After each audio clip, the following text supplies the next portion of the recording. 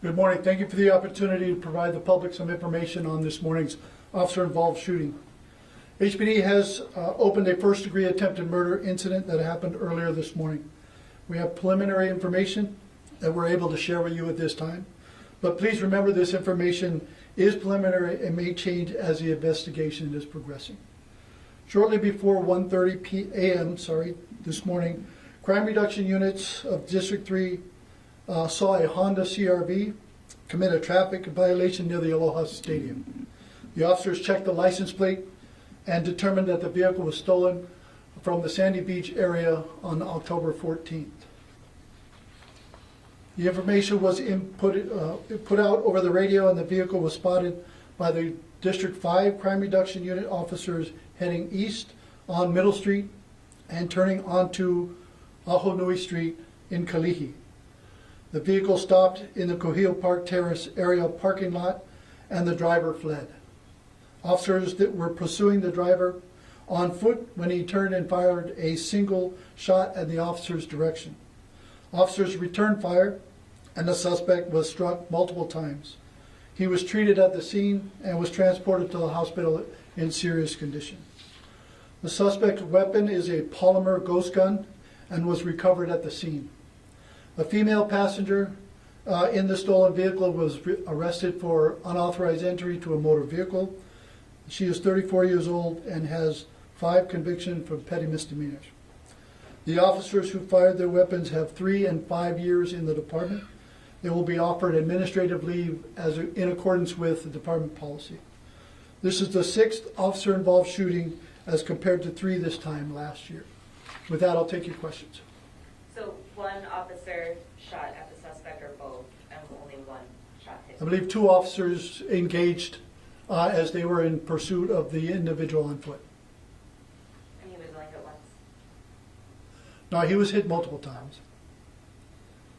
Do we think it's related to the other incidents that have been happening in Kalihi lately? At the appearance right now, it has no relationship to other shootings that happened in this area in previous weeks. Chief, I know there's been a lot of focus on the west side, although you said this incident at this time doesn't appear to be connected with the other incidents, but is HPD aware or have been tipped of any increase in gang activity? I know there was a social media post of kids with guns. I mean, did you see that post? I did see the post. I mean, yeah. So it's a good question. The chiefs and I have got together. We've had a discussion over the last week about the operations in D8 and how things are going well in District 8, knock on wood, and what is happening now in District 5 in the Kalihi area, as well as District 3. And so, do we see the crime trends changing? No, there are just trends in crime that is happening. And so we as an organization are trying to be proactive in taking a look at that and seeing how we can perhaps provide more resources to the District 5, District 3 areas as they need to focus on some of the violent crime happening in their area also. So seeing improvements in District 8? Over the past few weeks, yes. There was also the reckless endangering that happened last night in Kalihi as well. Was that related where? It was in the same vicinity, but we don't believe it was related to this incident. Right. So where the shooting occurred, was it inside KPT, the guarded shack area, or was it just outside? I think it was inside the guarded shack area of KPT at the, not the large towers, but the smaller buildings. Some are under construction, so they're not as inhabited, or there's not a lot of people living in all of that part of KPT.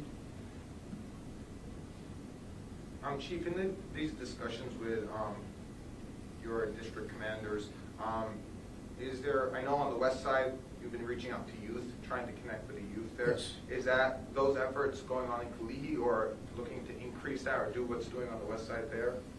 So our community policing teams are engaged in all different aspects of community involvement, which would include our keiki, young adults and teens. And so we're working through all of that with the how do we help with the schools too, and intercede in discussions with what's going on in campus and how that may leave the campus and extend out past into the community. So working through all of that. But there's probably a little more investigation in here to look at what can we do next, what can we do more with our community partners to help in this situation. And then I think the last three in Kalihi have been at state public housing facilities. That's correct. Is police working with the security that is at the front gate? Well, we have relationships with the security at the front gate. We're still investigating those other shootings to locate suspects and victims for all of those incidents. So they're still ongoing. And do we believe the suspect lived at KPT? That I don't know yet. Is there any body cam video? If so, will it be released? For this incident, because these are crime reduction unit officers, they don't have body worn camera at this time. And Chief, you know, it's a weekend, Sunday, holiday. Why was it important for you to hold this press conference when it comes to officer-involved shooting? Well, it's one of the things is to let the public know what's going on, what their Honolulu Police Department is doing to keep them safe and secure. And so here we have an incident that started to what looked like a traffic infraction, a stolen vehicle that then turns into an individual who's a felon, who's not supposed to be in possession of a firearm, has a firearm and is shooting back at the police who's trying to get hit to apprehend the individual.